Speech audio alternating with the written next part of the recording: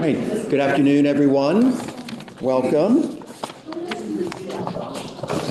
So my name is Nagai Pendel, and I'm the Dean of the Allard School of Law, and it's my privilege to welcome you to today's talk. Before we begin, I'd like to acknowledge that UBC's Point Grey campus is located on the traditional, ancestral, and unceded territory of the Musqueam people.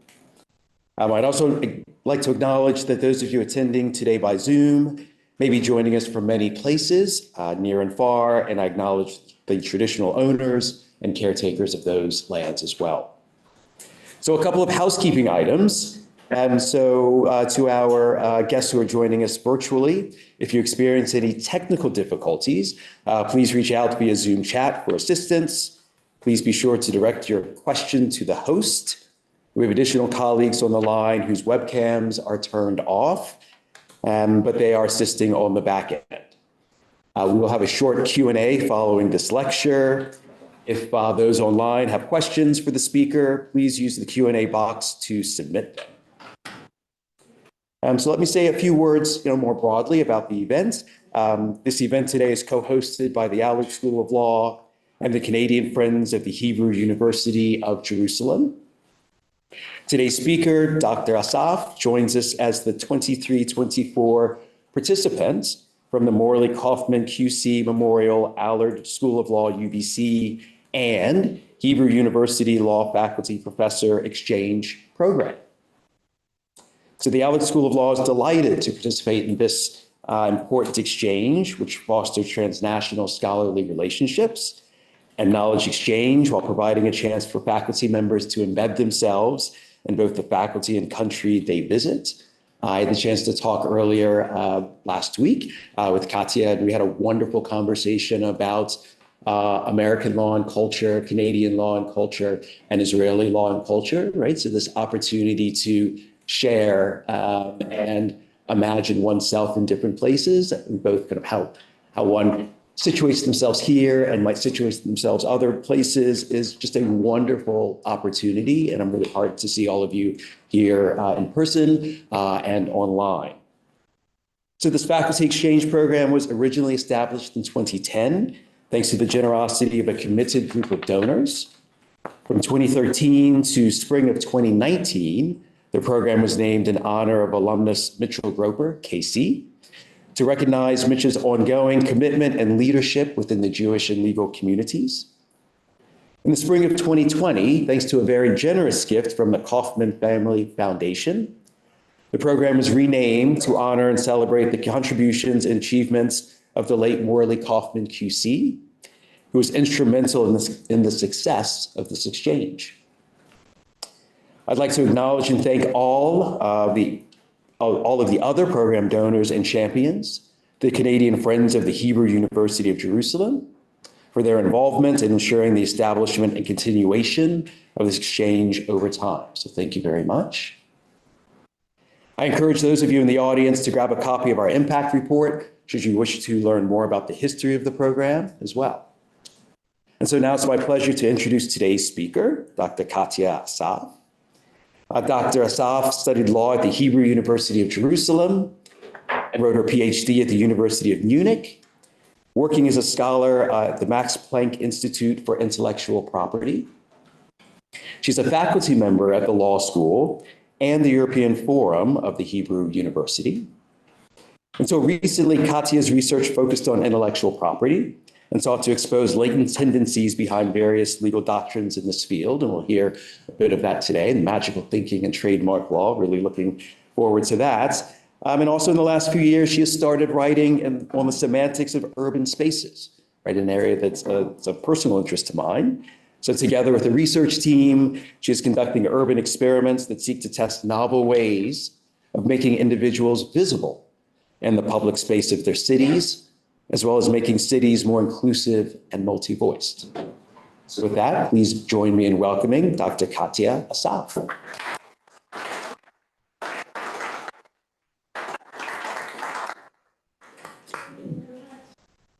Thank you very much for this kind introduction, and thanks everyone for coming, and I'm very grateful to be here Thanks very much for organizing this. And my thanks also goes to the Canadian Friends of the Hebrew University who stand behind this program.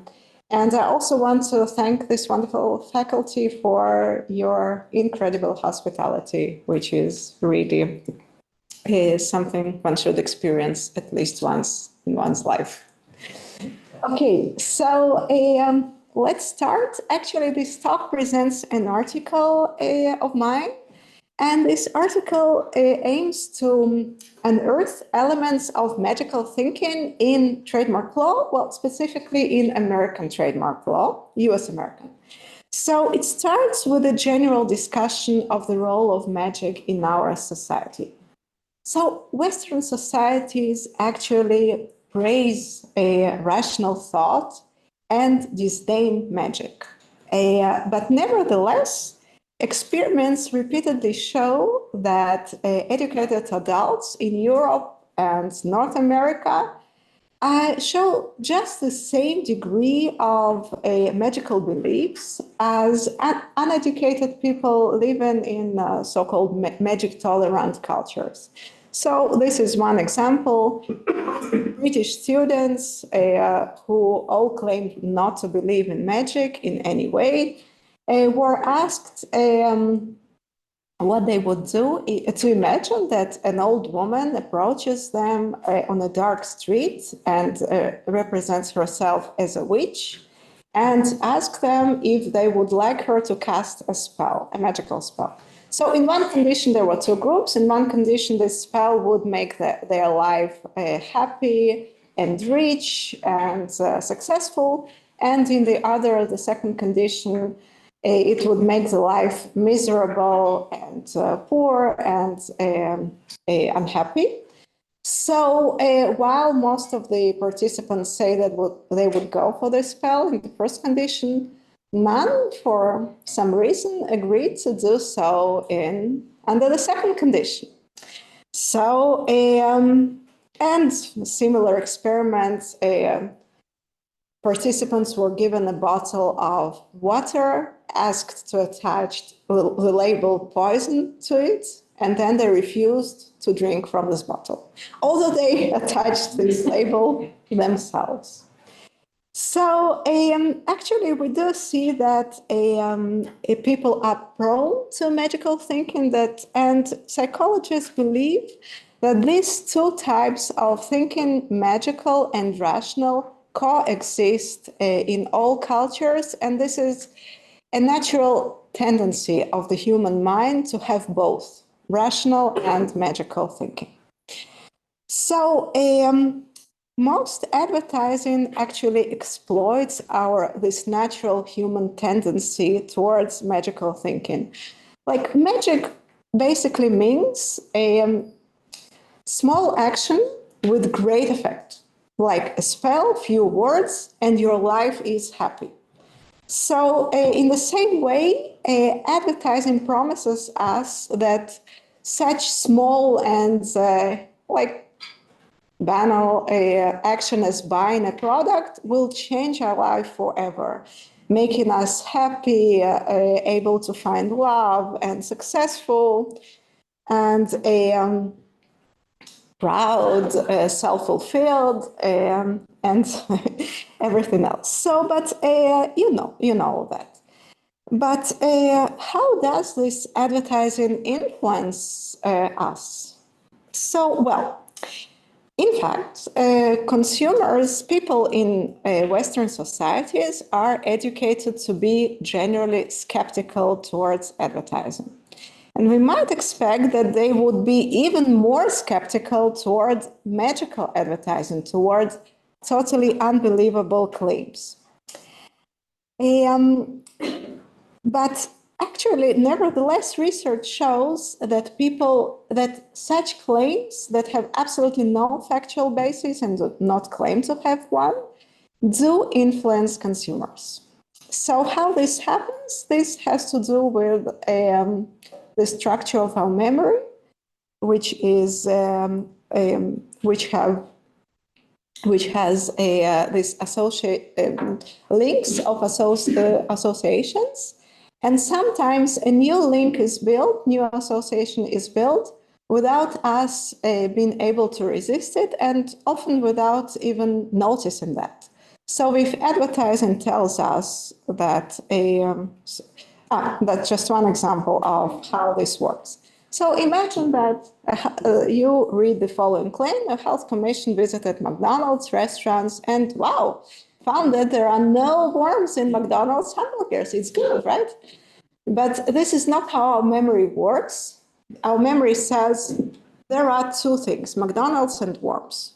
They are connected. So if repeated enough time, this thing is able to discourage many people from eating in McDonald's restaurants because our thinking is associative. And in the same way, although we don't believe that Coca-Cola is happiness or that brands are going to make our life prosperous and happy, this does influence us in the way that it does create these associative links in our minds. So,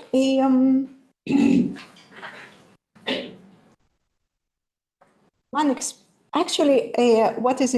is interesting, moment, I will come to it in a second.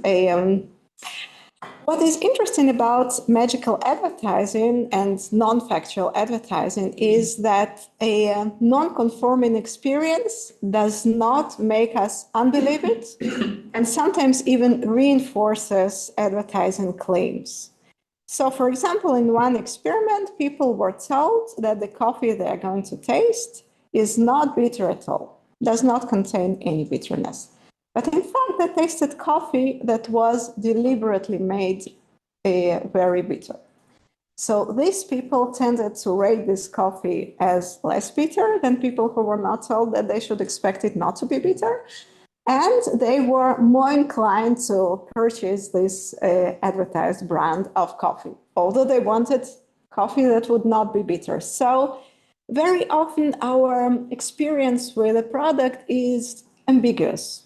And if we entertain a certain a kind of hypothesis, it will make me happier, we will tend to interpret our experience in accordance with this assumption, with this hypothesis. So another thing that makes magical advertising so influential and actually so successful is that it touches upon fields of life where people are especially susceptible to influence. It touches upon problems that people eagerly seek solution to, like loneliness, lack of social acceptance, or aging, for example. So this functions very similarly to magic. Just like advertising recipients, people who believe in magic interpret ambiguous and even discomforting evidence in accordance with their core belief. Occasional success is celebrated while failures are disregarded and forgotten. So, okay. So this, I think this makes it it makes it more understandable why modern advertising applies to our magical thinking. Why it is it expects us to be influenced by this type of claims. So again, to this comparison between magic and advertisement, for example, if a magical society believing in magic becomes a certain right in order to make the rainfall in this season. And then there is only a very little amount of rain. So the explanation would be either the right was so complex, we must have made some mistake, or it would have been even worse if we did not do that. At least we had some rain. So in the same way, if a consumer believes in certain brand of cosmetics, this will make me this will make my skin young, preserve it forever, and then the results are worse than expected, then she or he can say, well, I did not apply this cream every day. I should have do it better, more properly, or it would have been even worse without it. So this functions very similar to magic. So I actually don't see my next slide. Maybe can I just briefly exit the presentation and enter it again? Because this would be helpful. Sorry. Just click OK. OK, I clicked OK. Leave? No. No. I press, yeah? Yeah. OK, it's because it's on this one. OK, never mind. Okay, so my article, it doesn't matter. I will manage. So my article also submits that actually appealing to magical thinking, advertising creates a system of beliefs which is very similar to a religion, specifically to totemic religions. So I use Emil Durkheim classical definition of religion, which has two parts. An idea, two elements, the idea of the sacred and a unifying principle. Now we don't have the presentation here. Oh, sorry. Sorry. Yeah, I should let you do it.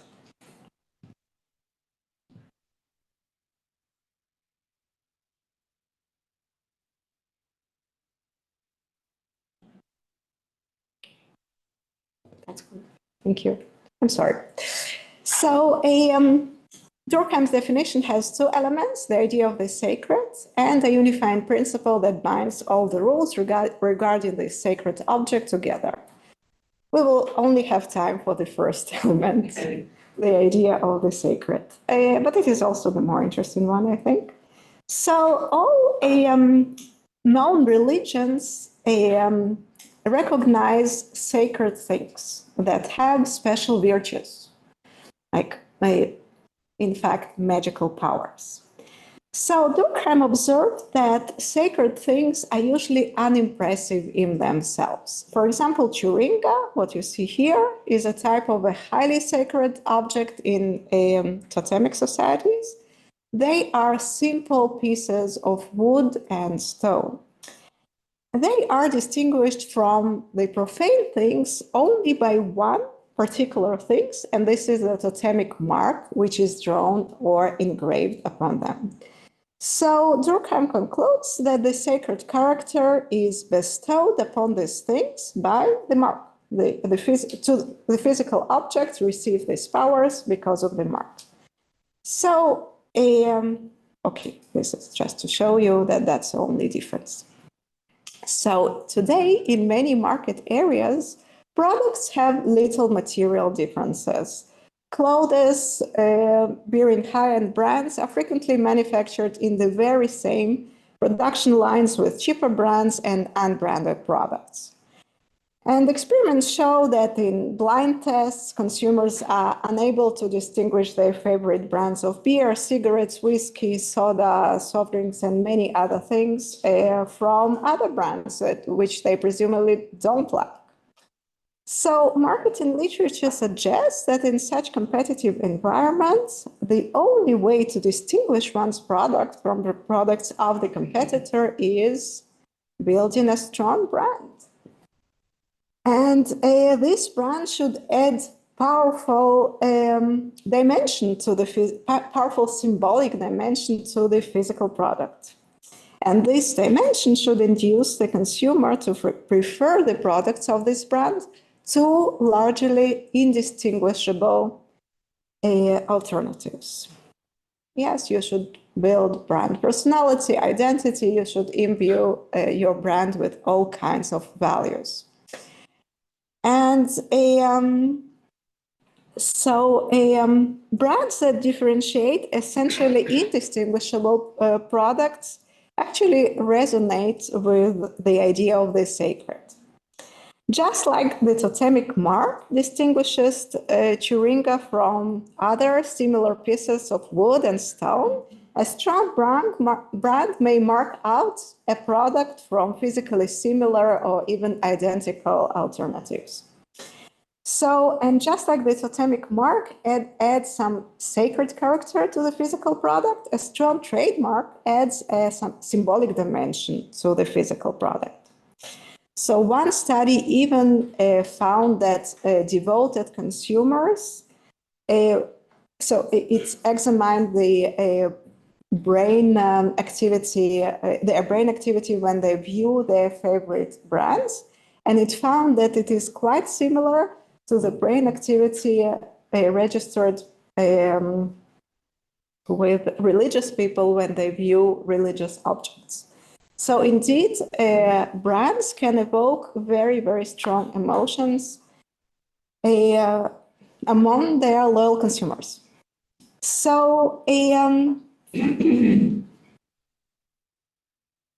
next question I discuss in my article is is how the legal system treats magical advertising. What is it encouraged, forbidden, allowed? So actually all magical advertising is covered by the Puffin defense. It's part of advertising law, which says, well, all hyperbolized, fantastic advertisement is not actionable. Only false claims can lead to liability. So while establishing whether advertisement contains or does not contain factual claims and should or should not be forbidden, courts routinely presume that the consumer is entirely rational and is not in any way influenced by fantastic claims.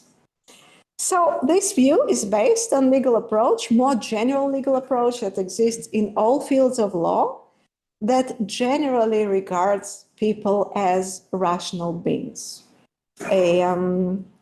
So as research demonstrates that people tend to act irrationally, scholars in various fields of law question the adequacy of this legal presumption. And specifically in the field of advertising, scholars have argued that in real life, fantastic and magical advertising does influence the consumer. Oh, sorry, this was a court presumption that it does not influence, but it does. The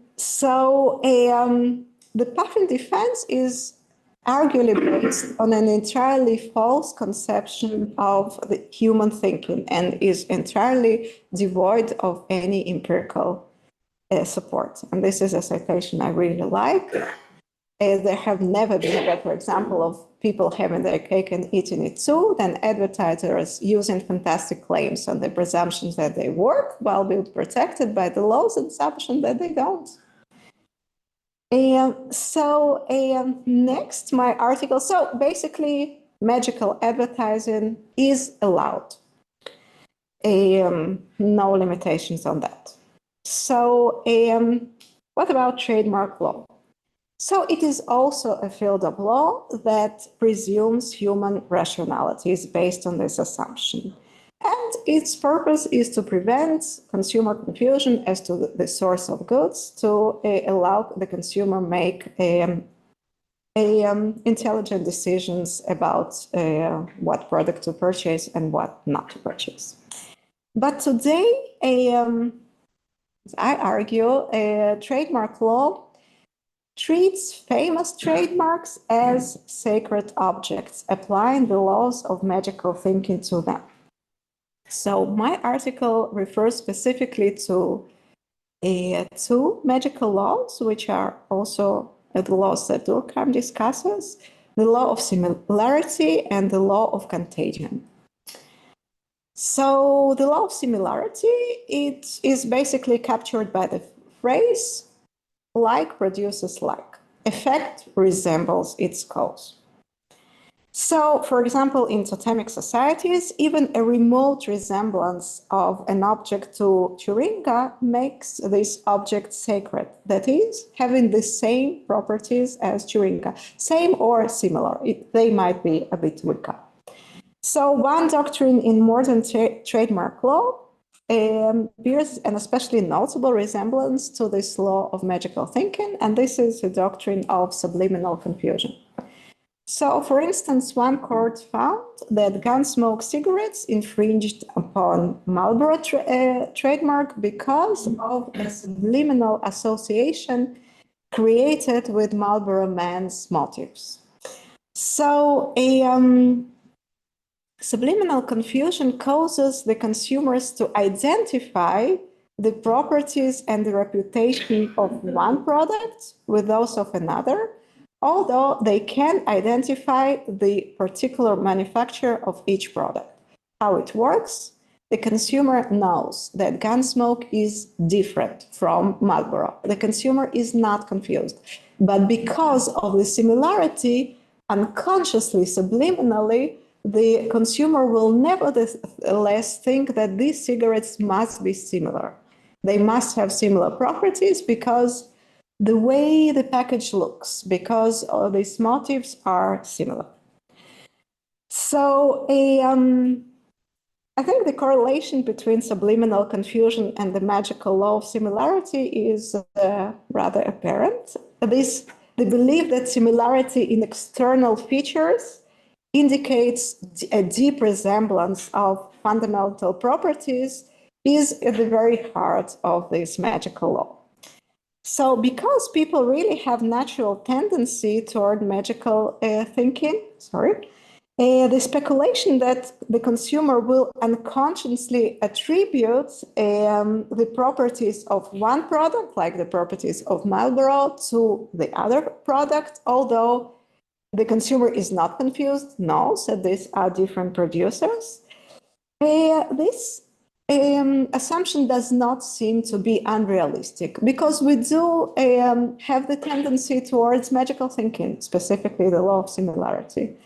Yet, recognizing the exploitation of the tendency towards magical thinking as an actionable legal wrong, courts actually depart clearly from their usual rationality presumption. So the consumer is no longer rational, the consumer can be misled, although he or she understands that these are different things because of subliminal association or confusion. So the second magical law discussed in my article is the law of contagion. And it has in itself two parts, a positive contagion and negative contagion. So positive contagion is the ability of objects to transfer their benevolent powers. All objects can do that, but sacred objects, of course, can do it even better because they are powerful, so they can transfer their powers in a better way. So, for instance, minerals, plants, animals, etc., many other things also are all considered sacred when they bear the totemic mark. It can be occasional, like you find a stone and it resembles. It can be deliberately made by imprinting the totemic mark on this object, be it a mineral or a plant. So all such things, all things that bear the totemic mark, are regarded as having the very same properties. So modern corporations heavily exploit this logic of positive contagion.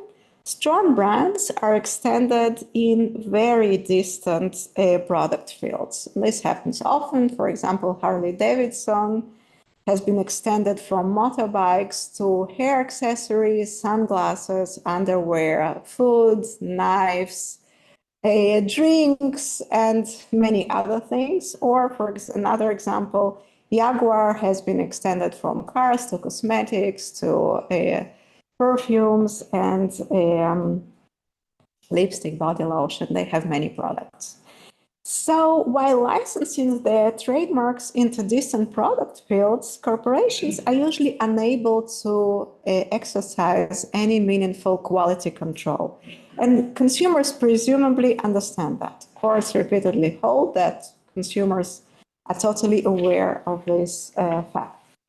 So what, if so, could explain their tendency, their willingness to buy something like Jaguar perfume and pay a higher price for this product when the consumer presumably understands that Jaguar company has nothing to do with this perfume. It's just has licensed its name, has absolutely no expertise in this field. So I suggest that these far-flung extensions of brands are made possible because of the human tendency towards magical thinking, particularly towards positive contagion. So famous brands evoke strong emotions, and corporations license their brands to deliberate product fields because they are always able to trigger these emotions, whatever product field we are talking about.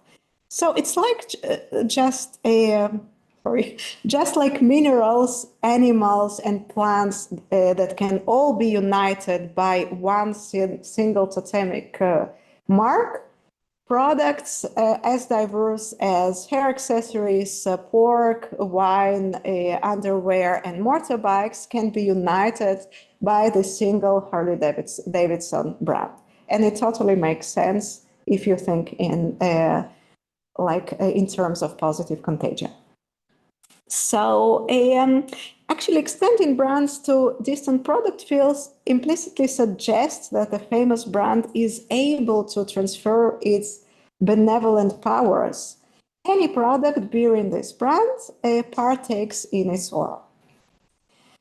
So today, famous trademarks are protected in virtually all product fields. And this actually supports the practice, the commercial practice of far-flung brand extension. This protection actually makes these practices possible. And so the most notable tool, there are several tools in trademark law that allow this, but the most notable of them is trademark dilution, doctrine of trademark dilution. And this doctrine protects unauthorized uses of trademarks in very distant product fields in which confusion is no longer possible. For example, Tiffany for a restaurant or Lexus for cosmetic products. So the evil of dilution actually lies in the additional association added to the famous mark. It is said to impair and blur the uniqueness of the mark because the mark ceases to be mentally linked exclusively with its owner. So if the consumer now has to think, well, what is Tiffany? Is it Jules or is it a restaurant? Then Tiffany's mark is somewhat blurred. It is not as distinctive, as unique, powerful in the consumer's mind as it used to be before dilution. So indeed, research found that people who were exposed to dilutive uses need more time to connect the brand with its core products. So, and many researchers regard this as the evidence that the damage of dilution is real. So people have to think harder to associate the brand with its products. And they also call it internal search costs. So these are costs imposed on the consumer because the consumer now has to think, well, is it Tiffany? What is Tiffany? Is it Jules? Is it a restaurant? But this cost was not found to be so significant. So it was more or less 129 milliseconds of delay in the ability to connect the brand to its core product, which is, even for a very busy person, it's a rather insignificant amount of time. And what is more interesting is that actually the famous brands, who are the only brands that are protected by the doctrine of dilution, it only protects famous brands, these brands are actually immune from this effect, this blurring effect. No delay was found in brands such as Tiffany or Lexus. So actually, they do not need this protection against dilution because you will not have even tenth of a second. This delay will not be caused to you if you are exposed to dilutive uses of this brand. So why does it protect it, if so? So it seems to protect against other damage, not a tenth of a second increase in search costs. So I suggest that the doctrine of dilution is largely inspired by magical thinking. All religions have rules that are intended to maintain distance between the profane and the sacred. For example, many religions forbid mentioning the God's name in profane situations. Because the name is believed to evoke the powers of the sacred, its mentioning in profane situation leads to conflating the sacred and the profane, which every religion would prevent. So the doctrine of dilution, I suggest, is based on the intuition that famous trademarks should be protected against somewhat similar process of profanation, of becoming something more common. So the real harm of this additional non-confusing association with a famous mark lies in impairing the perception of the mark as unique and untouchable, as something that really exceptional. Okay, so the second aspect of the magical law of contagion is negative contagion, which is basically means that a thing coming in contact with an impure entity becomes impure in itself. Impurity is contagious, even more than benevolent powers. So in every religion, holy objects, sacred objects are eagerly protected from vulgar contact. For example, this is one example, a cleansing of the temple is based on this idea. Money changers have nothing to do in the house of God. So much in the same way, famous trademarks are also protected from offensive contexts. This protection is provided by another branch of the dilution doctrine, which is called dilution by tarnishment. So tarnishment occurs when famous trademarks are placed in an unwholesome, vulgar, not like contexts that are not dissonant with this wholesome image of a famous brand. Some examples: enjoy cocaine. This is probably the first tarnishment case, putting a famous trademark in context of illegal drugs. Or this one, don't leave home without it, which is a slogan of American Express. Printed on condoms, or I let you just enjoy or not this specific. Okay, Budweiser's, you can say parody. I'm sorry, it's a little bit really vulgar, but that's the cases, it's not me. And so in all these cases, it was held that tarnishment was found, established, and the trademarks were protected from all these contexts of like sex, illegal drugs, and all those contexts that trademarks would prefer to stay far from. So, but the protection against tarnishment distinguishes trademarks with an exceptional status in the US legal system. There is no other entity that is protected against negative associations. Like, for the sake of comparison, the flag and other insignia of the United States do not enjoy any similar protection. And neither do people. Defamation protects people against false claims of fact and not just against offensive speech, against offensive associations. So in one case, for example, a well-known pastor there was a magazine article written about him that portrayed him and his mother as drunk, immoral, really very, very offensive article, and suggest that he preaches only when he is drunk. And the court said this parody cannot be reasonably understood as describing actual facts about the respondent, about this pastor, or actual events in which he participated. So the claim was dismissed, although this parody was very offensive. And the same was decided about Jerry Spence, a lawyer who represented Andrea Dworkin, a famous feminist, and therefore gained this title, which you can see.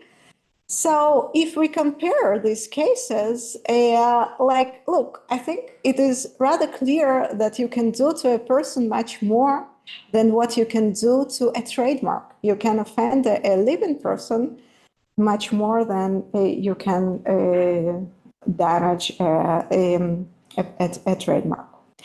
So I think tarnishment is especially remarkable because of its clear deviation from the legal assumption of human rationality. So, like if we take defamation cases, then courts say readers are rational and not influenced by caricatures that cannot be understood as describing actual facts, right? So this is why they are allowed. If we take cases of misleading advertising, consumers are rational and not influenced by magical advertising claims. And what happens now? Consumers are all of a sudden influenced by tarnishment. Observing a famous trademark in a vulgar context changes their perception of the mark. So I think protecting trademarks from vulgar context bears great resemblance to a religious interdiction designed to preserve the purity and respect of the sacred.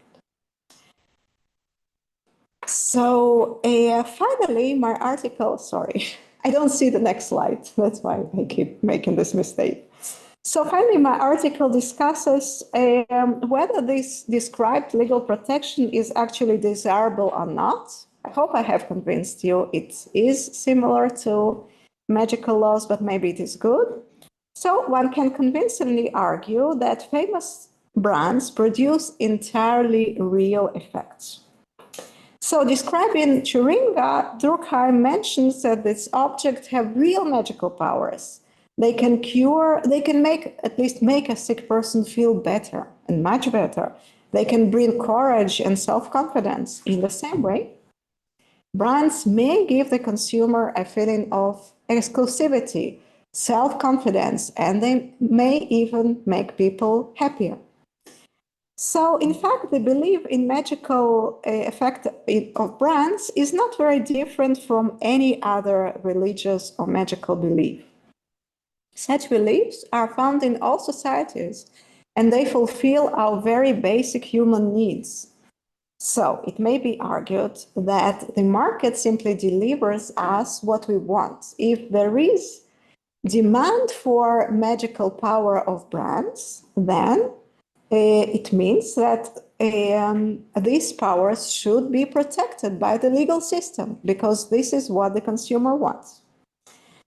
So I think this argument cannot justify the broad protection of brands, because all religions and all magical beliefs provide similar benefits, and yet their symbols do not enjoy any similar protection or any sacred status in the legal system.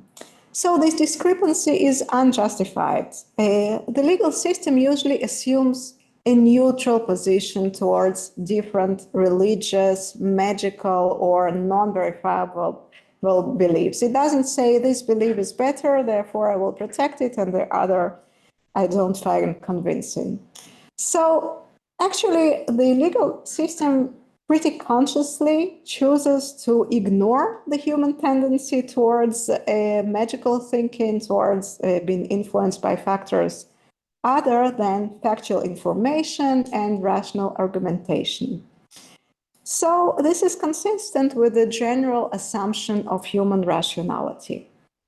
So although this assumption is unrealistic, I believe that it should not be abandoned, at least not in trademark law. So maybe in some fields of law. I don't want to argue too generally. So this assumption of human rationality reflects general reluctance of the legal system to enter the shaky domain of our unconscious motives, to analyze our minds and souls. And it does make generally much sense to leave this domain outside the reach of the legal system. It is a part of the human dignity to be treated as a rational being and not as an organism performing largely predictable psychological reactions. So I believe that trademark law should protect only purely informational dimension of trademarks. It should treat the consumer in all its fields as a rational being who uses trademarks to make educated purchasing decision, real as they may be. Associations, emotions, and magical beliefs in brands should have no legal significance. Thank you very much for your attention.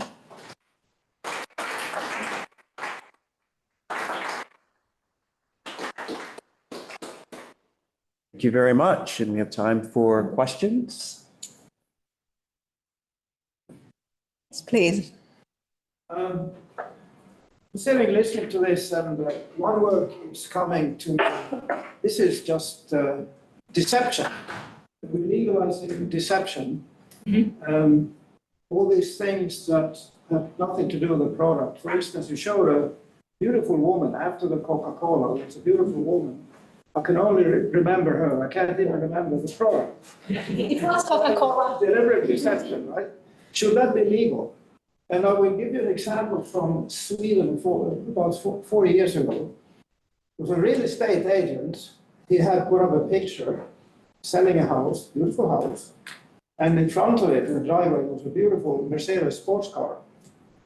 The buyer paid a complaint. He just got the house. Where is the Mercedes?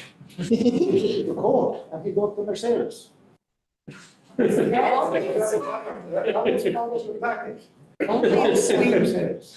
Wow. And what was the decision? What was the outcome? To kind of set an example. We shouldn't get away with deceiving people.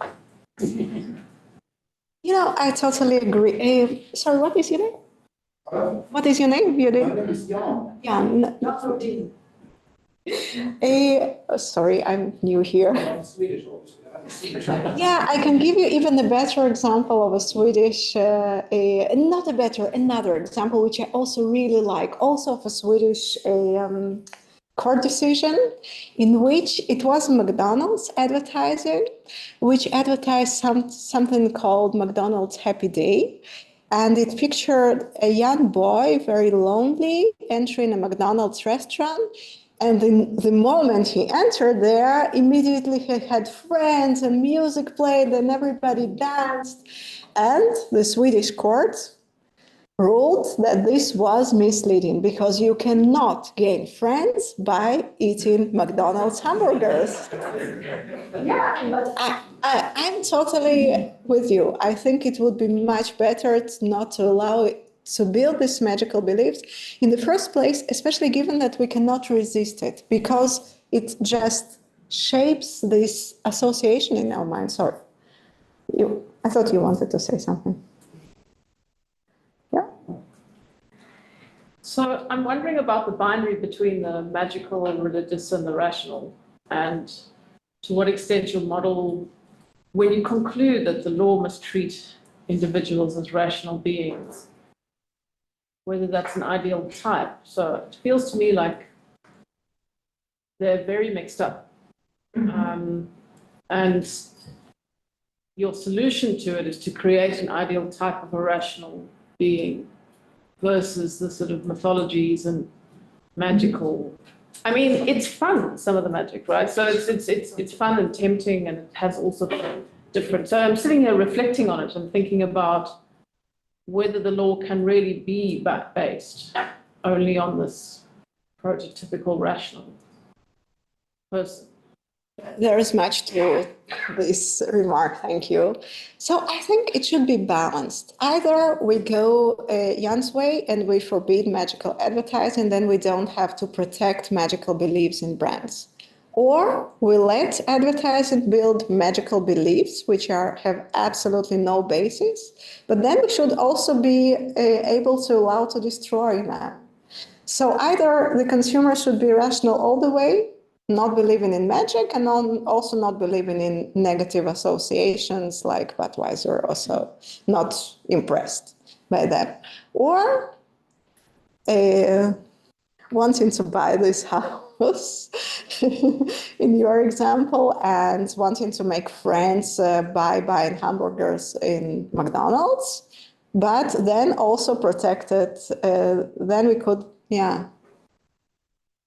So, sorry to come back, but if you're going all the way in one direction or the other, can we not model this legal, I mean, isn't another way to think about this is to model it on the mixed person, that the person isn't only solely rational or solely gullible, right?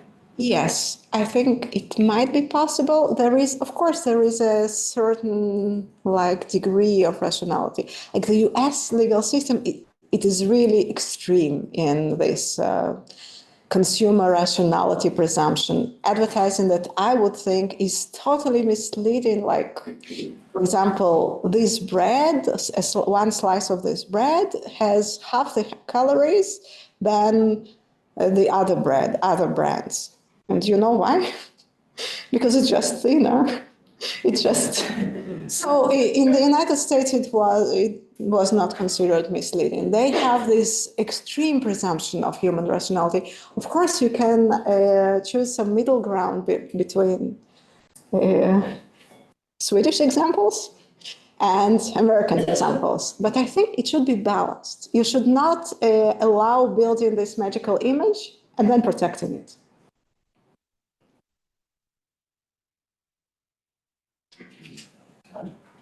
Thank you. So, thanks, Katya. I do believe you're on to something in identifying similarities between trademark and religious or magical thinking. And I just had two brief comments. So one comment is that I wonder how magical the sort of advertising you discussed really is, right? Because these associations and cognitive connections that many advertisers encourage are to some degree factual, right? Especially in the negative sense, because many consumers, teenagers, but also adults, live in social contexts where non-consumption of specific products could have grave consequences, such as social derision, possible social exclusion, leading in many cases to economic problems, depression, who knows. And so to some extent, the association of some consumption with happiness, social success, and potentially economic success is quite factual. That's one comment. And the other is that if your analysis is correct, this can have consequences for economics, right? Because many economists believe, or at least that's what I was told by economists, that competition breeds efficiency. You show, on the other hand, that competition breeds magical thinking. So the next question would be whether magical thinking is efficient. Possibly. If not, then you may be able to identify a sort of limit beyond which competition stops being efficient and make an interesting contribution to economic theory. Would you like to co-author this paper? Now I forgot the first comment. It's entirely real. Yeah. Some of them are entirely real.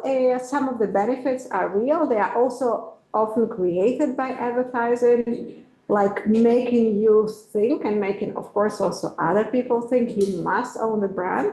Indeed, research shows that these effects are really entirely real. Like you cannot, this can be a difference between getting a job and not getting a job because you had a small Tommy Hilfiger sign. So yeah, it is entirely real. Some papers are not, like you will be happy.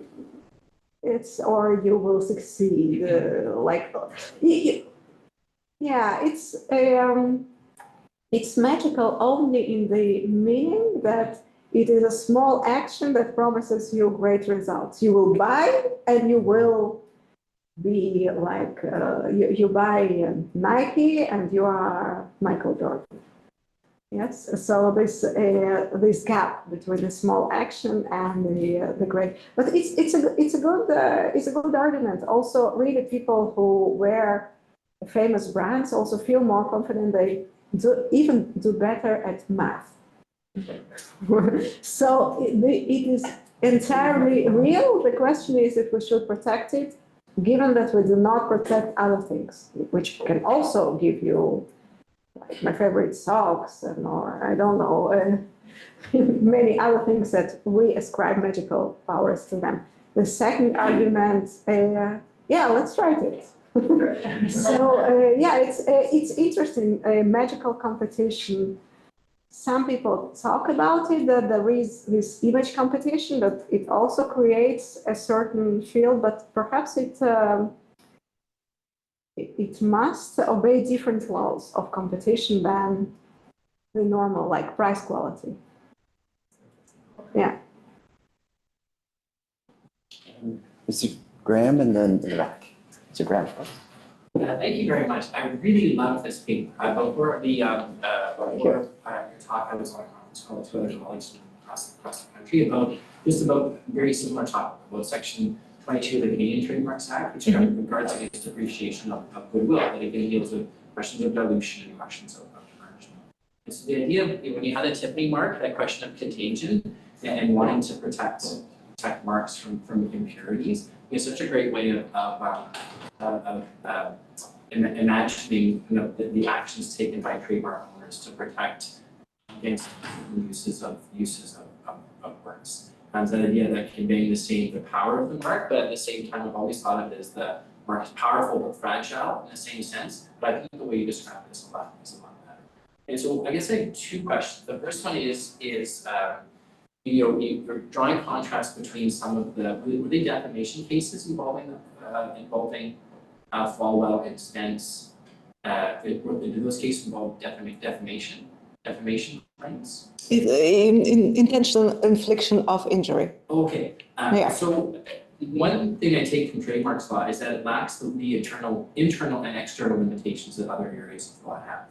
And these provisions, these dilution and tarnishment provisions, and in Canada, the Section 22 provision, have just been allowed to expand to correspond to the desire on the part of brand owners to have complete total protection for that brand, without the internal and external limits that are present in other areas, like in defamation or intentional infliction of suffering, or flag burning, or other examples as well. So wondering if you can speak to that question of whether or not one potential balance to sort of draw on yours comment is to think about whether some additional internal or external limits should be placed on trademark law. And second is completely different. Second is just if trademark law continues to be an element of your work on urban spaces, given the prevalence of trademarks as part of our urban environment. And what is the question? If they should? Just wondering if trademark law continues on, if that's a thread that continues on from your IP scholarship into your exploration of urban spaces. Yeah, sure. Okay. Okay, so thank you for the kind words. And I think it's a general problem of intellectual property that we don't have a limit to protection. On the international area, there are only treaties that ensure a certain level of protection of intellectual property, but there is nothing that ensures the protection of public domain, right? So it is always about property and never about the public. And in trademark law, well, we have the fair use or a fair dealing exemption, but it is it can be interpreted so differently. Like from the research I made, I concluded that it is crucially important if you made the judge laugh or not. If your parody was not funny, you might have lost the case. Well, if it's funny and the judge laughed, you won the case, that's for sure. And it's really very interesting to see. It is also much about cultural hegemony and cultural dominance, because what judges usually find to be fair use in trademark law is something that corresponds with their taste, and something that is also like vulgar things. They don't think they're funny. They don't think they should be allowed. It's a good question. It's an open one. How we should, I think we should really work more on boundaries to trademark law, but also in other fields of intellectual property. And the second one, yes, of course, my research on the city is developed from like our visual environment being oversaturated with brands and advertisements. And I thought we might want to see the people that live in the city, to see something different. Thank you. Thank you very much. I'm Robert Lewis. You gave a great talk. It's very interesting. Not someone who has a lot of knowledge or expertise in trademarks, so I'm hoping you can answer a couple of questions that I think are good and relevant. The first one is, does the data that you have collected, or is there empirical evidence that would indicate or suggest that there are cohorts or demographic groups that may be more or less susceptible to measurable thinking regarding trademarks? That's question one, if you can hold it for a second. And question two relates to, indirectly, the environment we're in, the University of British Columbia. Perhaps trademark's not the best descriptor, but persons in a role of making decisions as to who to hire in universities as professors or teachers, and people who are making decisions in regards to whether they would like to apply for a place in a course in front of a particular professor. If they understand that the professor in question or the job applicant at Oxford in their CV, Oxford perhaps might not be correct in terms of trademark, but that seems to spark natural thinking, or I think I'm posing a question, does that play a role of natural thinking regarding, again, this being an appropriate term, for Oxford or MIT or Yale or the post-secondary institutions and institutes around the world of trademarks, but does that not factor into your research the effect of brands in regards to hiring decisions and to which professor Joe or James Smith would want to be placed in front of? Thank you very much for these questions. I think I first will answer the second question. Well, yes, I think they totally, Oxford is a protected trademark, as well as Harvard, and all these are protected trademarks. Of course, they do spark magical thinking. And I think it's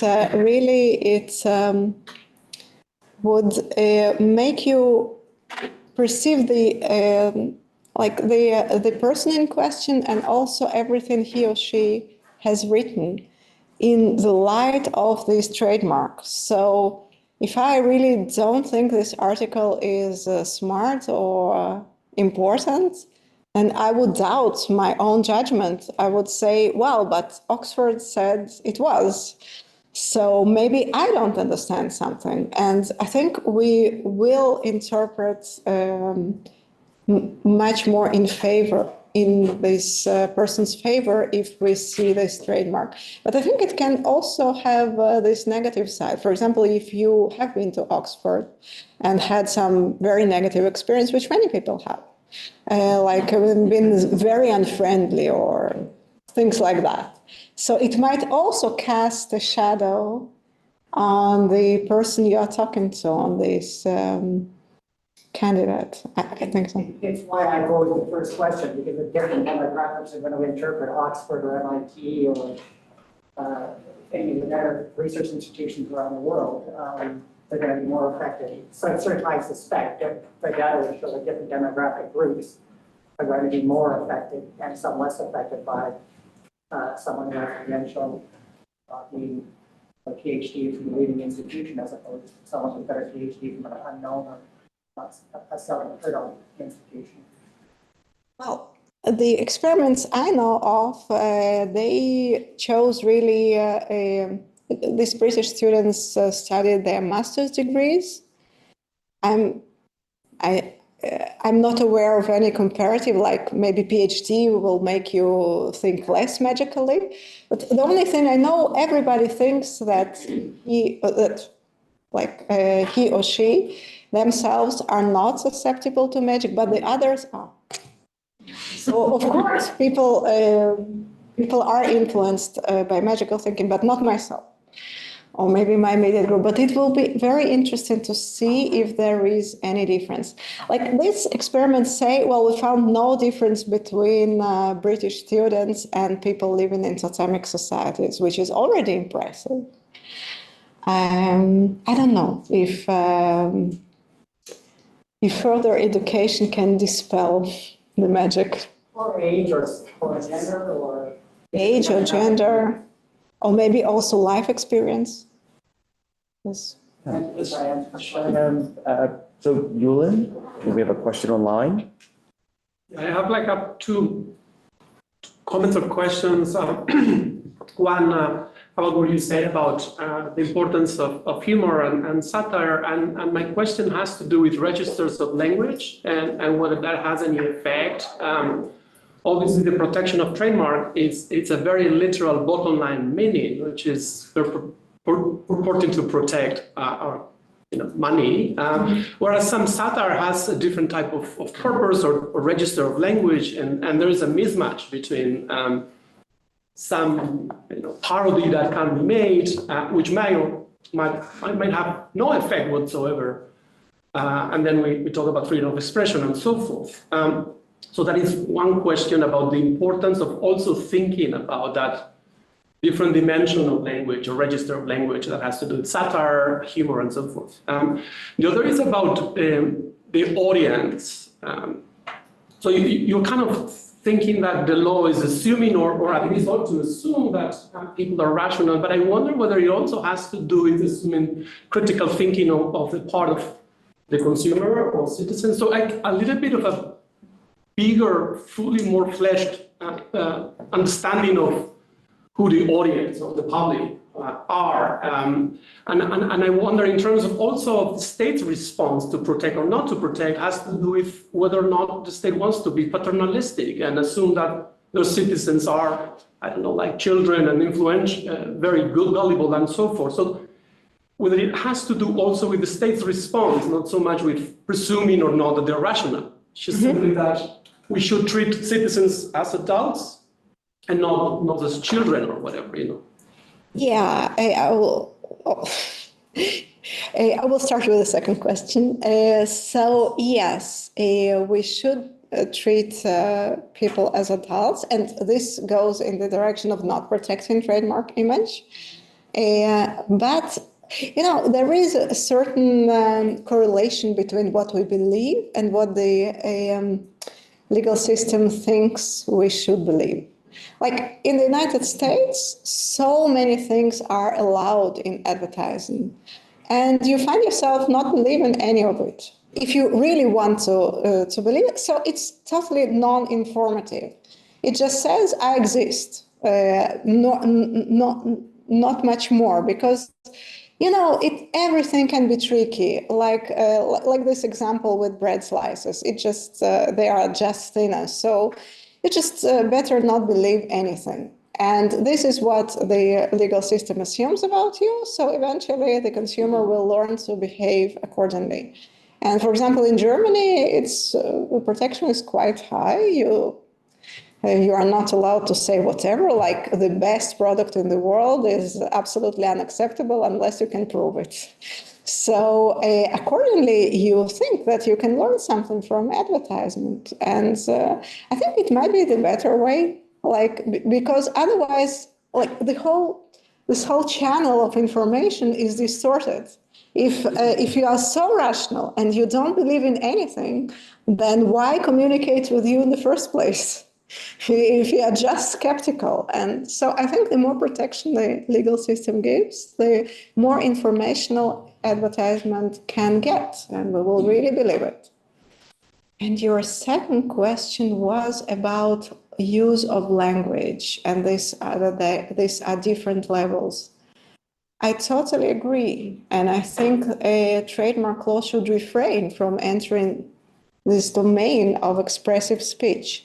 It is like none of their business, really. They should stay in this realm of business and not decide what you can say about trademarks. Yes, I agree. And I also think this economic interest, when they enter the scene of humor, parody, it feels like a very ungentle intervention, like conflating really this very simple interests. I want my brand to be presented always in some good way, with things that are more subtle and more interesting also. Well, the sign of an excellent talk is that we have more questions than time to answer. So I encourage those with additional questions to get in touch with our guests directly. And thank you very much. Thank you.